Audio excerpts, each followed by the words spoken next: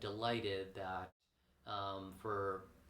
with the generous support of the Office of the President, we now have an annual tradition at Ithaca College in which monks from the monastery will come here and they will build a sand mandala on campus. So this is a sacred ritual object that is supposed to represent the enlightened qualities of a particular Buddhist deity. The thesis of religious studies is religion is something that we interact with every day and that influences us even if we're not aware of it. Like, there's a reason why Tibetan Buddhism is kind of the Buddhism we know the most in the West, and it's because the Dalai Lama, the 14th Dalai Lama, has done a lot of work to make sure that people in the West are aware of Buddhism and aware of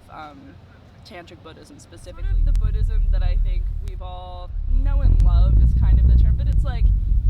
oh, I want to be Zen, this is my mantra. It's